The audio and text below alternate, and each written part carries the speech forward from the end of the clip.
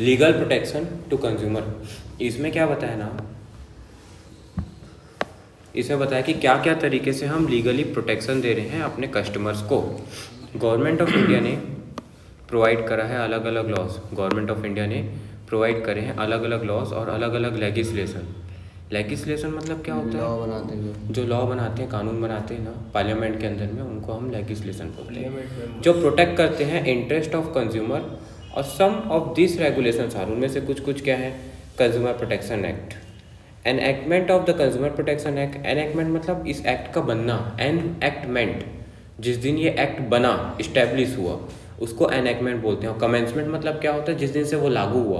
Act के बनने की डेट अलग हो सकती है, उसको एनएक्टमेंट, और जिस दिन से लागू हुआ उसको कमेंसमेंट बोलते हैं। तो एनएक्टमेंट और कमेंसमेंट एक बहुत इंपॉर्टेंट स्टेप लिया गया प्रोटेक्ट करने के लिए इंटरेस्ट ऑफ कंज्यूमर का। अच्छा, हमको तो पता ही नहीं था। The provision of this act came into force 1 जुलाई 1987। देखो बना कब था? 1986 में, लेकिन लागू कब से हुआ? 1 जुलाई 1987 से लागू हुआ। रिसेंटली इस एक्ट को क्या कर दिया गया है? अमेंडमेंट कर दिया गया 2019 में। मतलब ये नया वाला है, मतलब नया, मतलब जब बहुत सारे एक्ट में ना बहुत सारे चेंजेस आ जाते हैं। अब कहाँ 20-30 साल पुरानी बातें और आज के ज़माने के हिसाब से कितना इवॉल्व हो गया, ऑनलाइन मार्केट वार्केट सब आ गया। तो इतना कुछ चेंजेस को लिए क्या करा गया, जब पॉलिसी मेकर देखते हैं कि पुराना एक्ट की तो कोई बात आज के डेट पे लागू ही नहीं हो रही है, तो उस एक्ट में जितने भी परिवर्तन है सब संशोधन करके, संशोधन मतलब उसमें चेंजेस, अमेंडमेंट उसको इंग्लिश में बोलते हैं, अमेंडमेंट करके एक नया एक्ट बना दिया। जैसे कंपनी एक्ट पहले क्या था? 1956 था। क्या था? 1956 था। उसके बाद कंपनी एक्ट क्या बन गया? 2013। क्या बन गया? 2013। वैसे कंज्यूमर प्रोटेक्शन एक्ट पहले क्या था? 1987 था। उसके बाद उसको चेंज करके क्या बना दिया गया? 2019 बना दिया। इसमें क्या क्या फीचर है इसके? ये एक्ट प्रोवाइड करता है अलग अलग राइट्स और रिस्पॉन्सिबिलिटी कंज्यूमर की क्या क्या है। ये सेफ गार्ड करता है कस्टमर को डिफेक्टिव गुड से, डेफिशिएंसी मतलब कमी, सर्विसेज में कमी जो रह गई, अनफेयर ट्रेड प्रैक्टिसेस और अदर फॉर्म्स ऑफ एक्सप्लॉयटेशन जो करता है कौन? बिजनेसमैन या सेलर बायर के साथ में। दिस एक्ट ऐसे रखना जी। This act provide 3 tier redressal agencies. क्या क्या नाम है? डिस्ट्रिक्ट कमीशन, स्टेट कमीशन और नेशनल कमीशन, जहाँ पे कंज्यूमर कंप्लेंट फाइल कर सकता है। इसका नाम भी लिख दिया, डिस्ट्रिक्ट कमीशन, स्टेट कमीशन और नेशनल कमीशन। राइट्स क्या थे कंज्यूमर के? कंज्यूमर का राइट था कि वो राइट टू सेफ्टी पे ध्यान दें, कि भैया ये ध्यान रखे वो कि भाई जो आप सामान दे रहे हो वो एक अच्छे ISI मार्क का है कि नहीं है, क्या क्वालिटी का। ये मार्क है, ट्रेड मार्क है, जो सर्टिफिकेशन देता है कि आपकी उस स्टैंडर्ड की क्वालिटी है कि नहीं। जैसे देखना बहुत सारी चीज़ों में ISO मार्क होता है, ठीक है, जैसे कि इसके में पता नहीं चुल मार्क है, एडिडास का एडी पास ले लिया। देवदार। हाँ तो फिर अगर सीधा हुआ या तो छुआ इसको तो वो रखा जाएगा, होती है ऐसी रहने दे। तो right to safety, according to the right consumer have the right to protect against the marketing of the goods and services which are hazardous to life, मतलब dangerous to life, which are dangerous to, कुछ नहीं कर रख दो वही कति रख दे, dangerous to life and property. पापा का है, दिखा, अरे है तो hello. And this rights is important for safe and secure life. The right include long term में क्या इंटरेस्ट रहेगा उसका और क्या प्रेजेंट रिक्वायरमेंट है उसकी। Some time manufacturing defects in pressure cooker, gas cylinder और अदर इलेक्ट्रिकल अप्लायंसेज में cause loss to life, health and property of the customer. This right to safety protect the consumer from sale of such hazardous product or services. कई बार खराब quality का सामान देने से ना उसके लाइफ के लिए डेंजर हो जाता है, तो ये राइट टू सेफ्टी अधिकार देता है कि भैया सही क्वालिटी का सामान ले रहे हो कि नहीं, चेक कर लो। तो पहला क्या राइट हो गया कस्टमर का? Right to safety. दूसरा हो गया right to information. Right to information बोलता है according to this right consumer के पास ये अधिकार है कि वो इंफॉर्मेशन कलेक्ट कर सके, कैसी क्वालिटी का, कैसी क्वांटिटी का, प्योरिटी का और स्टैंडर्ड का और प्राइस का सामान मिल रहा है या सर्विसेज, ताकि वो प्रोटेक्ट कर सके अपने आप को एब्यूसिव और अनफेयर प्रैक्टिसेस से। मतलब कई बार हम क्या करते हैं, जानकारी छुपा लेते। पता चल रहा था कि ये एक उसमें सारी चीज़ें अच्छी थी, पर यह अच्छा था कि उसका बैक कैमरे का नाइट फोटो अच्छा नहीं आता, दिन में फोटो खींच के दिखा दिया हमको दुकानदार, और ये बात को छुपा लिया और बाद में हम खरीद लिए हैं और बाद में पता चल रहा है अरे नाइट में तो इसकी फ़ोटो ही अच्छी नहीं आती। तो हमसे इंफॉर्मेशन के छुपा लेने से कहीं ना कहीं ये क्या हो गया, हमारे साथ अनफेयर प्रैक्टिसेस हो गई। काउंसिल ऑफ मटेरियल फैक्ट हो गया, काउंसिल ऑफ मटेरियल फैक्ट हो गया जो छुपा लिया गया। तो ऐसा ना हो, ये इसीलिए हमारे पास अधिकार है कंज्यूमर के पास कि पूरी जानकारी लो, पूरी सेफ्टी का ध्यान रखो, पूरी जानकारी लो कंज्यूमर से। दूसरा राइट टू इंफॉर्मेशन, पहला क्या था, राइट टू सेफ्टी। तीसरा राइट टू मेक चॉइस, मतलब हर एक के पास अपना अधिकार है, मैं चाहे ये खरीदूं, मैं चाहे वो खरीदूं, मेरी मर्जी, मेरी पसंद से खरीदूंगा मैं, ना कि सेलर तेरी पसंद से खरीदूंगा। ये मेरा अधिकार है कि मैं कौन सा सामान लूं और कौन सा सामान नहीं लूं। ये राइट बताता है, एश्योरेंस करता है अवेलेबिलिटी और ability to access the various products और services in the competitive price, and competitive price means just और फेयर प्राइस, मतलब मेरे फेयर प्राइस के हिसाब से जो मुझे बेस्ट सामान लग रहा है उसके सामान को उसकी अवेलेबिलिटी और उसकी एबिलिटी मतलब क्वालिटी के अनुसार मैं सेलेक्ट करूंगा। प्रोड्यूसर और सप्लायर फोर्स नहीं कर सकता कस्टमर को कि वो यही ब्रांड का खरीदे, पर्टिकुलर ब्रांड का। कंज्यूमर के फ्री है सेलेक्ट करने के लिए जो भी सुटेबल लग रहा है उसको, उसके पॉइंट ऑफ व्यू से कंज्यूमर के। ये बोलना चाह रहा है। पहला क्या पढ़े थे, राइट टू सेफ्टी, दूसरा क्या पढ़े थे, राइट टू इंफॉर्मेशन, तीसरा क्या पढ़े, right to choice, right to make choice. अब चौथा है, ए मेरी बात को सुन तू, मैं कंज्यूमर हूँ, मेरा अधिकार है, तो इसको क्या बोलेंगे, right to be heard, right to सुनाने का अधिकार है। पहले तू जानतो मेरे को कैसा सामान चाहिए, ए सेलर तू कुछ भी निकाल के दिखा देगा क्या। मैं बोला भैया मेरे को ट्रिमर चाहिए, तो तू कोई भी ट्रिमर दे देगा, भैया ऐसा ट्रिमर चाहिए जो एती ओती लगाने के बाद भी कटे मत। तो पूरा सुना क्यों नहीं भाई, तो तू पहले मेरी पूरी बात सुन। उसमें भी मेरे को ऐसा ट्रिमर चाहिए जो बैटरी से चलता हो, वो सेल वाली बैटरी नहीं होनी चाहिए, वो चार्जिंग वाला होना चाहिए, जो रिचार्जेबल बैटरी हो, जिसको बैटरी चार्ज नहीं करना पड़े, उसमें USB-C टाइप का चार्जिंग होना चाहिए, अच्छे कंपनी का होना चाहिए, और सोनी और पैनासोनिक और ये ऐसे कर नोवा, 3 कंपनी में ही दिखाना, और कोई कंपनी मत दिखाना, जिसमें 1 साल की वारंटी होनी चाहिए। ऐसी बातें मैं तेरे को बता रहा हूँ, तेरे को सुनना पड़ेगा। ये नहीं ट्रिमर सुनिए, हाँ हाँ भैया ये अच्छे ले जाओ, ऐसा नहीं। मेरा अधिकार है कंज्यूमर का, राइट टू बी हियर्ड और राइट टू बी रिप्रेजेंटेशन। मैं अपने आप की अपनी चीज़ों को रिप्रेजेंट कर सकूं, वही एडवोकेट कर सकूं अपने इंटरेस्ट को, है ना। इन केस ऑफ क्या बोला है, in case a right to represent himself, in case a consumer has been exploited or has any complaint against the product or service, then he has the right to be heard। और दूसरा, अगर मेरे कोई परेशानी है, सामान खरीद लिया, तो मैं आके तेरे को बोल रहा हूँ, ए तू सामान खराब बेचा था, तो ये बोलने का और बोलने का मेरे को अधिकार है, और सुनना पड़ेगा तुझे। ये मेरा क्या है, अधिकार है कि मैं तुझे सुना सकता हूँ। अगर तूने मेरे को खराब सामान बेचा तो मैं आके तुझे सुना सकता हूँ, अपने परेशानी बता सकता हूँ, वापस नहीं सुना सकता हूँ, और एश्योर कर सकता हूँ कि उसका इंटरेस्ट जो है वो ड्यू कंसिडरेशन के साथ उसको मिला है, नहीं मिला है तो भैया तू मेरे को दे।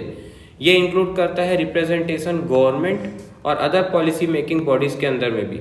Under this right the company must have the complaint cells, company के पास क्या होना चाहिए, after sale service. Complaint cell बोले तो आफ्टर सेल सर्विस होनी चाहिए, जहाँ पे वो कंप्लेंट्स को अटेंड कर सके कस्टमर्स की। यही होता है ना कस्टमर सपोर्ट। फिर क्या बोला है, right to seek redressal. Right to seek redressal मतलब क्या, अच्छा 4 क्या क्या पढ़ा है, नाम बोल दो। Right to safety, right to information, right to make choice, right to heard, right to be heard, to be heard बोलो, और राइट टू रिप्रेजेंटेशन बोलो। और 5th है क्या, right to seek redressal. Seek redressal मतलब अपनी कंपनसेशन ले सके, ये जो कंपनसेशन या सीक रिड्रेसल, जो भी अनफेयर ट्रेड प्रैक्टिस तेरे साथ में किया है या कोई दूसरा एक्सप्लॉयटेशन किया है बिजनेसमैन, तो ये राइट एश्योर करता है कस्टमर को एक्सप्लॉयटेशन के खिलाफ पैसा लेने में मदद करता है। ये राइट रिड्रेस करता है, include compensation in the form of money, या तो मनी के फॉर्म में कंपनसेशन वापस मिलेगा, या तो रिप्लेस करके देगा तेरे गुड्स को, या तो रिपेयर करके देगा जो भी डिफेक्ट आया है तेरे गुड्स में, और वो भी तेरे सेटिस्फेक्शन के अनुसार होगा।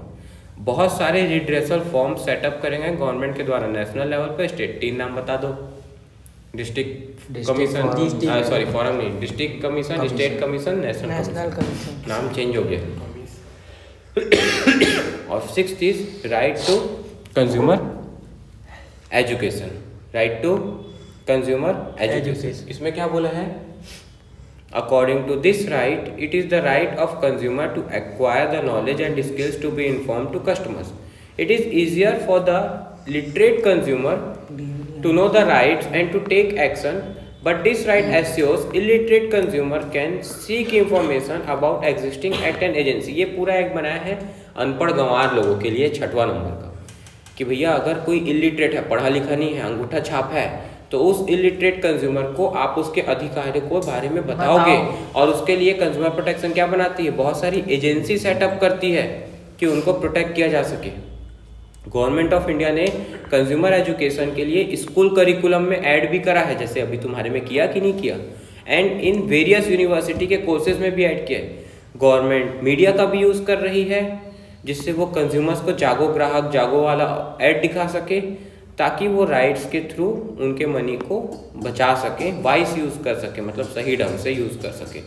Apart from this above 6 right, 2 additional rights भी हैं जो यूनाइटेड नेशन ऑर्गेनाइजेशन के द्वारा रिकमेंड करे जाते हैं। तो वो 2 अभी हमको नहीं देखना है, अभी हमको 6 पॉइंट देखना है। Right to safety, right to information, right to choice, right to be heard, right to seek redressal, right to consumer education. ठीक है, अब कस्टमर की क्या जिम्मेदारियां हैं? लाइन टू लाइन इंपॉर्टेंट इसलिए है पढ़ना क्योंकि केस बेस्ड क्वेश्चन आता है, इसलिए मैं उड़ा नहीं सकता किसी टॉपिक को, लाइन टू लाइन चलना पड़ेगा। कस्टमर की रिस्पॉन्सिबिलिटी, वेरियस एफर्ट लिए गए, कंज्यूमर की क्या जिम्मेदारी है? मतलब एक तिलक हमारा टिल्लू बाबा कुछ सामान खरीद के लाता है तो इसकी क्या जिम्मेदारी है? जैसे ये खरीद के ला रहा है, मान लो अपने बेस्ट फ्रेंड के लिए, फीमेल बेस्ट फ्रेंड के लिए, महिला मित्र के लिए 500 रुपए की चॉकलेट खरीद के ला रहा है, जो भी है नाम नहीं, 500 रुपए की चॉकलेट खरीद के ला रहा है। ठीक है, देखो तो कहीं आपकी महिला मित्र थोड़ी है। तो 500 रुपए की चॉकलेट खरीद के ला रहा है, तो ये 500 रुपए की चॉकलेट खरीद के लाने के बाद इसकी क्या क्या जिम्मेदारी है उसके बारे में बता रहा है। तो भैया पहला कि कस्टमर अपने एक्सरसाइज करे अपने राइट्स को, वो क्वालिटी चेक करे। भाई अपनी महिला मित्र के लिए खरीद रहे हैं, इंप्रेशन गलत हो जाएगा ना, सही चॉकलेट सही क्वालिटी का आ रहा है कि नहीं आ रहा है, डुप्लीकेट माल थोड़ी उठा के ले आ रहा है ना, उसका भाई उसका क्वालिटी तो अच्छा है ना। दूसरा कॉशियस कस्टमर हो, कस्टमर ऐसा नहीं कि वो आँख बंद करके बिलीव कर ले कि भैया वो प्रकाश वाले के पास हमारा अतुल भाई तो अच्छा है, लेकिन ब्लाइंडली बिलीव ना कर ले सेलर की बातों पे, on the words of seller, बल्कि वो इंसिस्ट करे, मतलब जोर दे, कौन? हमारा कंज्यूमर टिल्लू भाई, कि पूरी जानकारी दो मुझे, इसकी कैसी क्वालिटी है, कितने क्वांटिटी का सामान आएगा, इससे कितना सेटिस्फेक्शन मिलेगा, जिसको यूटिलिटी में हम मेज़र करते हैं, और कितने प्राइस का पड़ेगा। फिर तीसरा क्या बोला? पहला क्या था? कस्टमर को अपने राइट्स का अधिकार को यूज़ करना चाहिए, customer must exercise his rights. दूसरा क्या था? एक कस्टमर को हमेशा कॉशियस, मतलब प्रिकॉशंस रखते हुए ध्यानपूर्वक बोलना चाह रहा है, अपने सामान को लेना चाहिए, मतलब ऐसे ही नहीं ले हाँ ठीक है दे दिया, ऐसा नहीं, इग्नोरेंस नहीं होना चाहिए कस्टमर का। फिर फाइल करे complaint for redressal of genuine grievances. कई लोग क्या है, ठला बूता आदमी होते हैं, कुछ नहीं मिल रहा है तो फोकट का केस चढ़ाए पड़े हैं, तो ऐसा नहीं होना चाहिए। कस्टमर को फाइल करना चाहिए कंप्लेंट अपनी परेशानी का, जो जेन्युइन सही में ओरिजिनल प्रॉब्लम है उसका, है ना। देखो जैसे नॉट एग्जीगरेट, बढ़ा चढ़ा के नहीं बताना चाहिए उसके लॉस वॉस को, कस्टमर को जो हुआ है उतना ही जेन्युइन केस बताना चाहिए। Customer must be quality conscious, ये नहीं हाँ ठीक है ना काम चल जाएगा दे दो ना भाई साहब। जैसे आप क्या बोले, गाड़ी में आप इंजन ऑयल डलवा रहे थे, आपकी गाड़ी थी लूना, आप बोले हाँ ठीक है यार भैया, आप बोलो ना भैया 80-90 का फ़र्क है, ज़्यादा नहीं होगा, इसको डलवा लो, बढ़िया 10 रुपये कम पड़ रहा है, और 10 रुपये आपको फ़र्क नहीं करा था, लेकिन आप बोले हाँ चल यही है ना, जल्दी डाल जल्दी डाल। तो ऐसा नहीं होना चाहिए भैया, आपको क्या होना चाहिए? Quality conscious. कल के दिन पता चल रहा है उस ऑयल के चक्कर में इंजन बैठ गया, तो भैया आपको भाई लेजीनेस नहीं, क्वालिटी कॉन्शियस होना चाहिए। आपको उसमें क्या mark, ISI mark, Agmark, ISO mark, wool mark, या भी आगे पढ़ेंगे मार्क, पूरा पढ़ेंगे, पूरा देखना चाहिए। और do not carry it about advertisement. अब पता चल रहा है कि अपने यहाँ ऐड आ रहा है कि दाने दाने में है केसर कदम या स्वाद, है ना, बोलो जुबा केसरी, तो केसरी बनाने पहुँच गए, केसरी तो मिला नहीं, गुटखे की आदत जरूर लग गई। तो ऐसा नहीं होना चाहिए कि कंज्यूमर एडवर्टीजमेंट को देख करके कि अरे भैया वो हीरोइन दिखा रही है लक्स साबुन में, बढ़िया मस्त दिख रही है, सुंदर, हम भी अपनी महुरिया को बोलते हैं कि वो भी यही वाला साबुन लगाया, उसी के जैसी दिखेगी। या वो फेयर एंड लवली के ऊपर केस हो गया था कि वो 14 दिन में आपको गोरे से करे, काले से करे गोरा, चमगादनी से परी बनाए 14 दिन के अंदर, फेयर एंड लवली। क्या हुआ, गया 90 केस हो गया उसके ऊपर कि भैया आप फॉल्स एडवर्टीजमेंट दे रहे हो। और वही समझा रहा है कस्टमर को, ये जिम्मेदारी है कि वो एडवर्टीजमेंट देख करके पहुंच मत जाना लेने के लिए। फिर हमेशा उसको बोलो कि बिल दे भैया, ऑलवेज इंसिस्ट ऑन कैश में, पक्का बिल दे। अगर जीएसटी रजिस्टर्ड है तो जीएसटी रजिस्टर्ड बिल दे, कच्चा चिट्ठा में लिख के मत दे। और फॉर्म करे, कंज्यूमर सोसाइटी बनाए। कैश मेमो में रहता क्या है? कैश मेमो मतलब कैश बिल, कैश में जो तू पेमेंट कर रहा है ना उसको मेमो बोलते हैं, कैश इनवॉइस भी बोलते हैं, मेमो भी बोलते हैं, ठीक है। और डिस्करेज करे ब्लैक मार्केटिंग, पूरा पक्के बिल में सामान खरीदे, कच्चे में नहीं। रिस्पेक्ट करे इन्वायरमेंट का, best littering and contribution to pollution को कंट्रोल करे। ये सब फालतू पॉइंट है तो ऐसे सब पॉइंट बना के दिए। वैरायटी ऑफ गुड्स में अवेयर रहे और सर्विसेज जो मार्केट में अवेलेबल है। अब आता है मार्क। बिजली के जितने भी प्रोडक्ट्स होते हैं ना उसमें ये वाला मार्क देखे होंगे, हाँ ISI मार्क। एग मार्क जो होता है ना, ये भारत सरकार का ऐसा वाला एक मार्क लगे रहता है, ये लाइव स्टॉक में लगे रहता है। जैसे घोड़ा वोड़ा शादी वादी में आता है ना, तो देखना उसमें लगे रहते हैं। मुर्गी उर्गी जब लोगे ना तो वहाँ पे देखना, ये मुर्गी उर्गी अगर खरीदने जाओगे दुकान में तो बड़ी जो दुकानें होंगी उसमें ये लगे रहता है। मैं तो जाता नहीं हूँ। इनका फायदा क्या है मतलब? ये बताता है अच्छी क्वालिटी का सामान है करके, लाइव स्टॉक, मछली पालन, ये वो। अब मैं ये सबसे दूर हूँ, मैं घोड़े में देखा हूँ, बाकी तो ये भाई मैं जैनी आदमी, मैं ये सबसे दूर हूँ, है ना। Egg mark. ये बेटा बिस्मार्क है, हॉलमार्क। हॉलमार्क जो होता है ना ज्वेलरी आइटम के ऊपर होता है, आपने हमेशा सुना होगा, जो भी खरीदो हॉलमार्क का ही खरीदो। हॉलमार्क उसमें लिखे रहता है 618 214, उसकी क्वालिटी का सामान है, उसको बिस्मार्क भी बोलते हैं। फिर एक वूल मार्क होता है, ये बताता है कि 100% प्योर वूल का बना है। और ये तो आप देखे ही होंगे, ये इको मार्क को अभी ना जब दिवाली में पटाखा खरीदे होगे ना तो उसमें ना देखना एक ठो ना कलर वाला पटाखा आता है, कलर वाला, हाँ स्मोक वाला कलर वाला, उसमें ये वाला बने रहता है इसी मटका जैसा। ध्यान से देखना उसके डब्बे में, वो क्या बताता है कि ये इन्वायरमेंटल फ्रेंडली प्रोडक्ट है। Eco mark environmental friendly product है। ये हाँ डिस्की मतलब वो उसका पूरा ऊन से बना है, ऐसा दिखा रहा है। फिर रेमेडीज क्या क्या अवेलेबल है कंज्यूमर के पास अगर वो कंप्लेंट फाइल करता है, तो वो रिमूवल करवा के देगा डिफेक्ट को, रिप्लेस करके देगा, सेलर रिफंड करेगा, कंपेंसेशन देगा लॉस का, कमी को दूर करेगा, अपनी सर्विस में कोई कमी रह गई तो डिसकंटिन्यूएंस करेगा, जो अनफेयर ट्रेड प्रैक्टिस करा था, स्टॉप करेगा सेल खराब सामान का जो हजार्डरस है, डेंजर गुड्स है, और विड्रॉ करेगा हजार्डरस गुड्स मार्केट से। जैसे देखना एक बार आईफोन के कुछ मॉडल्स में ब्लास्टिंग की इशू आ रही थी, तो उसको आईफोन क्या किया, वापस लिया। सैमसंग में आ रहा था अभी बीच में S7 या कौन से एक S10 सीरीज में दिखाया था, तो वो सारे जितने मार्केट में फोन थे सबको वापस लिया था। OnePlus में वो लाइन वाला आ रहा था, वापस लिया था। Payment of adequate cost to gift party, aggrieved party होना चाहिए था। एडिक्वेट कॉस्ट का पेमेंट करे जो जिस पार्टी को लॉस हुआ है। स्टेट कमीशन, नेशनल कमीशन के पास ये पावर है कि वो डिक्लेयर कर सकते हैं कॉन्ट्रैक्ट को नल एंड वॉइड अगर अनफेयर है। नल एंड वॉइड मतलब कि वो कॉन्ट्रैक्ट कभी था ही नहीं। लेकिन देखो डिस्ट्रिक्ट कमीशन को नहीं दिया ये पावर, स्टेट कमीशन को दिया है और नेशनल कमीशन को दिया है कि वो पावर को क्या कर सके, हेती रखे तक करती रही, छोड़कर होती चल गई। Null and void, null and void मतलब उसका वो कभी कॉन्ट्रैक्ट था ही नहीं, जीरो। ये लॉ की भाषा है। नल एंड वॉइड वैलिड होता है ना जैसे, उसका उल्टा वॉइड। और नल मतलब जिसका कभी कोई इफेक्ट ही नहीं रहा, नो इफेक्ट। नलिफाई बोलते हैं। हाँ नलिफाई, नलिफाइड। नल नहीं मैं गधा, नल नहीं, नल नल नहीं बोल रहा हूँ, वो माइनक्राफ्ट वाले गेम में था नल। अब रिड्रेसल एजेंसीज के बारे में हमने उस दिन पढ़ा था, 3 कमीशंस के बारे में। ये देखो याद है, डिस्ट्रिक्ट कमीशन, स्टेट कमीशन ये और इनका सब हेडिंग का मतलब नेशनल बता दो। कमीशन। क्या चीज? सब हेडिंग, ये बेसिस का मतलब। अरे बताया तो था रे। कंपोजिशन मतलब कैसे कैसे लोग उसके अंदर में बैठे होते हैं। तो उसमें एक प्रेसिडेंट होता है और 2 अदर मेंबर होते हैं जिसमें एक महिला मेंबर का होना जरूरी है, रिजर्वेशन। फिर यहाँ पे प्रेसिडेंट होता है और नॉट लेस देन 4 मेंबर होने चाहिए जिसमें एक महिला होनी जरूरी है। इसमें भी एक प्रेसिडेंट और एटलीस्ट 4 मेंबर होने चाहिए जिसमें एक महिला होनी चाहिए। इसमें एक डिस्ट्रिक्ट कोर्ट से जो रिटायर्ड या वर्किंग जज होता है वो बन सकता है। इसमें रिटायर्ड वर्किंग जज हाई कोर्ट का बन सकता है और इसमें सुप्रीम कोर्ट का। महिला नहीं बन सकती। ठीक है, अपॉइंटमेंट कोई भी होगा, जज तो कोई भी हो सकता है ना जी। ठीक है, अब प्रेसिडेंट में कैसे सेलेक्ट करते हैं, तो ये सेलेक्ट किया जाता है स्टेट गवर्नमेंट के द्वारा रिकमेंडेशन ऑफ सिलेक्शन कमेटी से।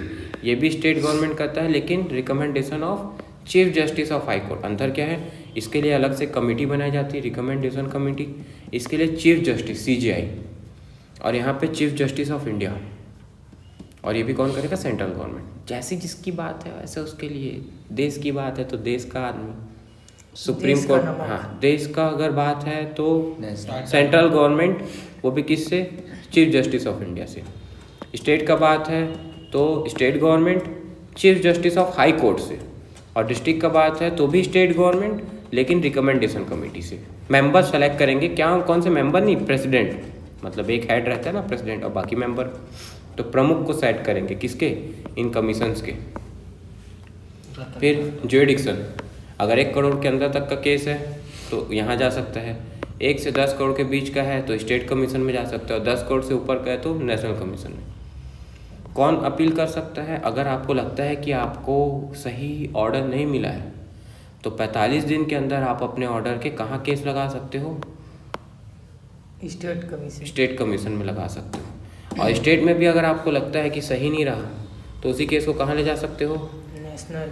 लेकिन नेशनल से फिर आप आगे सुप्रीम कोर्ट में नहीं ले जा सकते हो अगर वो 10 करोड़ से ऊपर का नहीं हुआ। कहने का मतलब देखो, अगर 100 रुपये का केस है आपका, डिस्ट्रिक्ट कोर्ट के आप खुश नहीं हो तो आप कहाँ ले जा सकते हो उसको, स्टेट कमीशन में। मतलब डिस्ट्रिक्ट कमीशन से आप खुश नहीं हो तो उस केस को आप 45 दिन के अंदर कहाँ ले जा सकते हो, स्टेट कमीशन में। और अगर स्टेट के भी डिसीजन से आप खुश नहीं हो तो उसको कहाँ ले जा सकते हो, नेशनल कमीशन में ले जा सकते हो। लेकिन नेशनल कमीशन से उसको आप सुप्रीम कोर्ट में नहीं ले जा सकते। क्यों नहीं ले जा सकते, क्योंकि नेशनल से अगर सुप्रीम जाना है, सुप्रीम कोर्ट में, तो केस कम से कम 10 करोड़ से ऊपर का होना चाहिए। यहाँ लिमिट लगा दिया क्योंकि तुमको कब से झेल रहा है, 100 रुपये के, ऐसे में तो 100 रुपये के केस के लिए आदमी यहाँ ले गया, यहाँ से यहाँ ले गया, यहाँ से सुप्रीम ले जाएगा। अब सुप्रीम कोर्ट के पास इतना ठला समय थोड़ी कि 100 रुपये केस देखे, इसलिए लिमिट लगा दिया कि कम से कम भैया 10 करोड़ से ऊपर का होगा तब आना पंचायत मानने के लिए।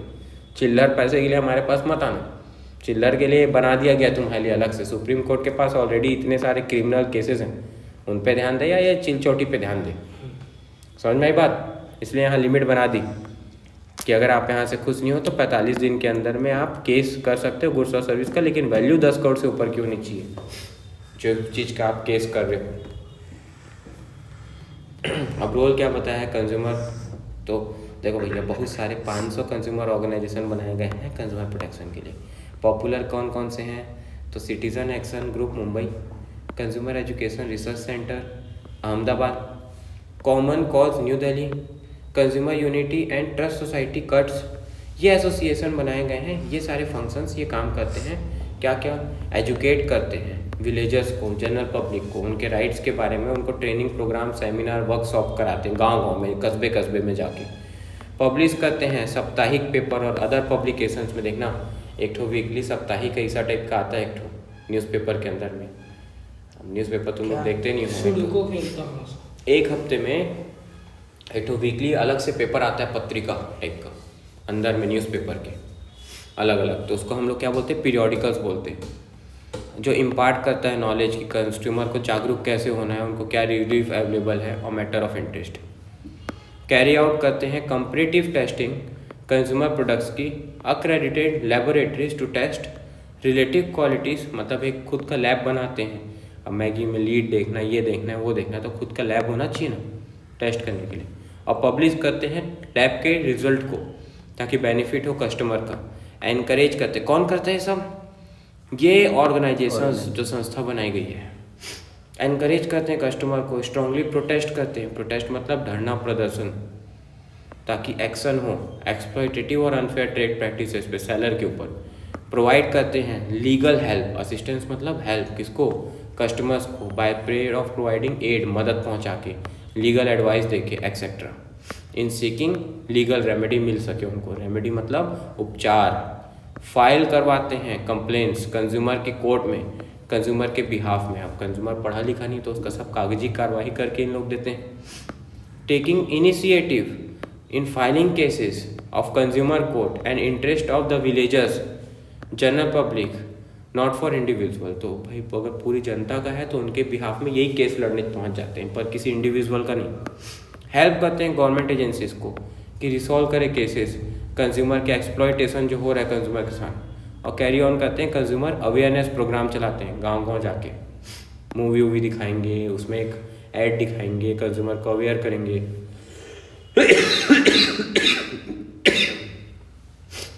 जैसे देखो ऐड भी ऐसा होना चाहिए। गवर्नमेंट क्या दिखाती है?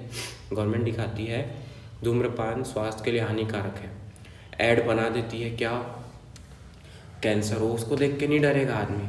उसको ये दिखाना चाहिए कि धूम्रपान करने से बंद हो जाता है और बाद में ये नहीं होगा तेरा। अगर धूम्रपान करेगा तो एक एज के बाद मतलब एक 5-7 साल बस तो धूम्रपान कर ले अपने जीवन में, उससे तेरा ये इफेक्ट आ जाएगा और ये नहीं होगा। इसीलिए आज के डेट पे इतनी प्रॉब्लम होती है। तो आदमी को कैंसर एक बार नहीं डर नहीं लगेगा, लेकिन इसका बहुत डर लगेगा तो आदमी सुधर जाएगा। सही माँ कसम होता है भाई। ये देख हम लोग खुद क्यों तो जीवन में छोड़े। उससे क्या इफेक्ट है? बिल्कुल है, तू सर्च कर, गूगल करना भाई, मेरी बात पे भरोसा मत। मिंट वाला मिंट नहीं, मिंट वाला पीने से ज्यादा होता है। चल रख दे, कुछ से नहीं भाई, हर चीज़ से तू सर्च करना ना। अच्छा तू उससे सर्च करना क्या मिंट वाले से होता। गूगल बाबा तो हर चीज़ बताते हैं ना, ये भी तो बताएगा, एक बार खुद सर्च करना। मैं क्या बोलूँ? क्या मिंट वाले? ओ फालतू बात है, छोड़। ओ एक तो अफवाह उड़ी हुई है कि मिंट नहीं पाना चाहिए, मिंट से होता है। मिंट से नहीं जी, हर से होता है, हर एक से। Motivating people to ask for the quality market such as ISI mark, Agmark etcetera. Motivate करो कि अच्छी क्वालिटी का मार्क के सामान खरीदो। अब कंज्यूमर बोलते नहीं, रिकॉर्ड हो रहा है। Consumer protection act 1986, consumer protection act 2019, क्या क्या अंतर है देखो। पहले 20 लाख, 20 से 1 करोड़ और 1 करोड़ था। इस लिमिट को चेंज करके 1 करोड़, 1 से 10 और 10 करोड़ से ऊपर कर दिया गया। लिमिट चेंज हो गई। पहले MRP purchase price, earlier MRP criteria था डिसाइड करने के लिए ज्यूरिडिक्शन। आजकल क्या हो गया है, डिस्काउंटेड और एक्चुअल प्राइस को बना दिया गया ज्यूरिडिक्शन के अंदर। रेगुलेटर, पहले कोई प्रोविज़न नहीं था, आजकल क्या हो गया, central government protection authority form कर दी गई है जो प्रोटेक्ट करती है। Mediation, earlier no such provision, court can refer settlement through mediation, मतलब बीच का एक कोई रास्ता निकाल के कोर्ट डिसाइड कर सकती, पहले ऐसा नहीं होता था। अपील 30 दिन का, हाँ बीच का एक रास्ता निकालना। 30 दिन के पहले था ऑर्डर, ठीक है। और अर्लियर डिपॉजिट जो होता था ना 50% या 25,000 whichever is less before filing the appeal to next court, ये पैसे लगते थे। अब ये पैसा को क्या कर दिया है, हटा दिया है। Now to deposit 50% of fine amount before filing, अच्छा नहीं हटाया है, 50% अमाउंट आपको डिपॉजिट कराना पड़ेगा अपील का, और 45 दिन का समय कर दिया है। पहले क्या था, earlier nothing was mentioned about e commerce, आज के डेट पे ई कॉमर्स के बारे में आ गया है, ई कॉमर्स में भी एप्लीकेबल होता है। इसलिए देखना कंज्यूमर प्रोटेक्शन में ई कॉमर्स की चीज़ें पहले नहीं आती थी क्योंकि था ही नहीं, इसीलिए तो ये सबसे इंपॉर्टेंट पॉइंट है। इसी के चलते क्या करना पड़ा, रिवाइज करना पड़ा। ऐसे में क्या ई कॉमर्स वाले लोग बच जाते थे, फ्रॉड भी कर दिए तो उनके ऊपर कोई केस नहीं होता था क्योंकि कानून में ऐसी कोई बात ही नहीं थी। इसीलिए 2019 बनाया और फिर अब तो ये भी आ गए इसके अंदर। पहले अनफेयर टर्म्स एंड कंडीशंस कुछ नहीं थी, लेकिन आज क्या हो गया, हर एक का अलग अलग एक्ट बन गया है और अपने अपने ये टर्म्स एंड कंडीशन निकालते हैं। और अगर लगता है कि इनके कॉन्ट्रैक्ट बेकार हैं तो उसको क्या कर सकती है, नल एंड वॉइड प्रूफ कर सकती है अनफेयर होने पे। ऑथोरिटी, प्रीवियस एक्ट के अंदर में 3 ऑथोरिटीज थी, डिस्ट्रिक्ट फोरम, स्टेट कमीशन और नेशनल कमीशन। आज नाम चेंज कर दिया गया, आज क्या बना दिया गया, डिस्ट्रिक्ट कमीशन, स्टेट कमीशन और नेशनल कमीशन, है ना। Composition of state commission, previous act के अंदर में 1 प्रेसिडेंट होता था और 2 मेंबर होते थे। अब क्या हो गया है, 1 प्रेसिडेंट और 4 मेंबर कर दिए गए हैं। पहले 2 थे, हाँ पहले 2 थे, अब वो 4 हो गए, जिसमें से 1 महिला होना जरूरी है। चैप्टर समझ में आया भाई? चैप्टर यहाँ पे हो गया कंप्लीट। इसके क्वेश्चन एंड आंसर सुनो। मार्किंग स्कीम दिखा आज का जैक में उसी में, हाँ एक सेकंड, इसी में मार्किंग इसके रुक ना भाई, सब दिखा रहा हूँ, उसको मत देख। आज ना ऑब्जेक्टिव टाइप क्वेश्चंस करना, जैसे कंज्यूमर प्रोटेक्शन एक्ट कब फोर्स में आया है? 1986 फोर्स में ना। मैं कब information of consumer about their rights is the part of consumer about their rights is the part of informing consumer, उनका अधिकार है। उनका अधिकार। इन्फॉर्मिंग कंज्यूमर अबाउट देयर अधिकार, राइट टू इंफॉर्मेशन। कंज्यूमर को उनके अधिकारों के बारे में बताना क्या है? राइट टू कंज्यूमर एजुकेशन होना चाहिए ना भैया। राइट टू इन्फॉर्म क्या बोला है? Informing consumer about their rights, यही होना अच्छा, चाहिए। वो दूसरा हाँ, यही होना चाहिए ना। मैं गलत भी हो सकता हूँ भाई, है ना, मैं भी इंसान हूँ, मैं भी तुम्हारे साथ समझ रहा हूँ, आंसर टिक करो। अपन को जो लग रहा है अपन साथ में बना कंज्यूमर को राइट को इन्फॉर्म करने। हाँ, अभी चेक करेंगे सही हुए कि गलत। Informing consumer about the content of the product, its uses etcetera is the part of. Informing consumer about the content of the product, right to उसके कैसे यूजेस हैं और कैसा यूज किया जाएगा, क्या है? Right to information. Right to safety क्या है? Protect consumer from physical damage और injury, inform the consumer both A and B, none of the वो। अब ये थोड़ा सा आपसे क्या पूछ दिया, अब ये लॉजिक क्वेश्चन पूछ दिया, ये इसको अपन बोलते हैं थोड़ा सा, देखो इसमें आता है ना एक ना बूम टैक्सोनॉमी होती है, ब्लूम्स टैक्सोनॉमी। आजकल ना मेरे पेपर्स में यही फॉलो हो रहा है, ब्लूम्स टैक्सोनॉमी। इसमें ना बच्चे के ना एक होता है रीडिंग और अंडरस्टैंडिंग, एक होता है रीडिंग, अंडरस्टैंडिंग, राइटिंग, एनालिसिस और इंटरप्रिटेशन। तो ये जो एनालिसिस और इंटरप्रिटेशन के क्वेश्चन है ना, ये हायर ऑर्डर थिंकिंग स्किल्स के क्वेश्चन होते हैं, जिसपे बच्चे को क्या है, सीधा सीधा डायरेक्ट क्वेश्चन नहीं है, मेमोरी वाला क्वेश्चन नहीं है, मेमोरी अंडरस्टैंडिंग, हाँ सॉरी रीडिंग बोल रहा था, ये मेमोरी है। मेमोरी वाले, याद करने वाले, रटने वाले, समझने वाले क्वेश्चंस नहीं आ रहे। अब एनालिसिस निकालना, जो तुम पढ़े हो उससे कंक्लूजन निकालो, उसका इंटरप्रिटेशन निकालो, ये लेवल के क्वेश्चन आते हैं, जिसको हम केस बेस्ड क्वेश्चन बोलते हैं या असर्शन रीजन बोलते हैं। ठीक है, तो राइट टू सेफ्टी। अब बताओ भाई, protect consumer from physical damage और इंजरी, कस्टमर को प्रोटेक्ट करता है फिजिकल डैमेज और इंजरी से। राइट टू सेफ्टी इन्फॉर्म में तो हो जाएगा ना, राइट टू। चलो देखते हैं, मेरे हिसाब से मुझे एक डाउट है, एक बार देखते हैं फिर भी। If the value of product is 10 lakh, consumer can file case in, कहाँ कर सकता है? District commissioner. डिस्ट्रिक्ट कहाँ? 10 lakh. If the value of 10 goods lakh. और services is more than 1 crore but less than 10 crore, then state if the customer, ये देखो direct question थी, ये बन गए तुमसे। ये कैसे वाले थे? ये मेमोरी वाले थे, मेमोरी। कुछ क्वेश्चन एनालिसिस देख, जैसे एमसीक्यू 20 नंबर का है ना, अभी बता दे रहा हूँ, ये चीज़ हर पेपर में काम आएगा। 20 नंबर के एमसीक्यू में 3 नंबर मेमोरी का रहेगा, 3 नंबर अंडरस्टैंडिंग का रहेगा, है ना, और 14 नंबर रहेगा इसका, जिसमें केस बेस, अबे डायरेक्ट नहीं, घुमा के, जिसमें केस बेस क्वेश्चन है ना, असर्शन रीजन क्वेश्चंस और एनालिटिकल क्रिटिकल थिंकिंग हॉट्स के क्वेश्चन रहेंगे। फटेगी इसी में, इसीलिए एमसीक्यू, और हर एक का सेट का क्वेश्चन अलग। तो उससे दूर से पूछ रहा है छठवा, अबे उसका छठवा तो दूसरा दिया है, सेट ही अलग है, तब तो धरा लिया, गड़बड़ हो गया। 10वीं सेम था। 10वीं में कैसे करते थे? सेट पहले पूछते थे, वो 3 का लग रहा था, इससे सेट पूछता था, 3 का सेट, 4 का सेट, 2 ऑप्शन देते। अभी तो ए बी सी तुम्हारे में आ रहा था, 3 सेट आ रहा था। इस बार से हो सकता है तुम्हारे में 4 सेट दे, ए बी सी डी दे। ये भी आया है अभी तुम्हारे नियम में, पढ़ो ना, निकाल के सीबीएसई का नोटिस पढ़ो। अरे भैया लेकिन एमसीक्यू सेम रहता है। अरे नहीं रहता, ऊपर नीचे कर देता है, पूरा सेम नहीं रहता। अरे एक दो क्वेश्चन जानबूझ के चेंज कर देगा। जैसे देखना, इसके में 18 क्वेश्चन दिया, वो 18 इसमें मिल जाएगा, पर 2 क्वेश्चन को चेंज कर देगा जो इसके में नहीं रहेगा, और 4 सेट में एक सेट को कठिन बनाता है, एक उससे थोड़ा इजी, एक उससे थोड़ा इजी, हाँ वो भी रहता है। और किस्मत है, और सीबीएसई ऐसा नहीं बोलता कि सब पेपर बराबर बोलता, पर नहीं होता, कई तो पेपर देखना सेट, ये तो तुमने खुद ऑब्जर्व किया होगा, हर बच्चा ऑब्जर्व करता है। सेट ही मिलता है मेरे 10 में। साला वो हमेशा मेरे समय में साला हमेशा सेट भी जो होता था ना मेरे समय में, साला वो कठिन आता था, और साला वही पाता था। मैं बोला साला किस्मतें खराब है मेरा। लेकिन ये चीज गलत है, सब कुछ सेम, सब तो बराबर है, भले ही क्वेश्चन कांदे हैं ऊपर साले। नीचे भी क्यों करेंगे? पहले सेट पता कर, तेरा सेम है तो मैं- अगर कस्टमर सेटिस्फाई नहीं है with the judgment of state commission तो वो कहाँ फाइल अपील कर सकता है? नेशनल स्टेट में नहीं है तो भैया नेशनल में जा। As per consumer protection act retailer और होलसेलर को क्या होना चाहिए?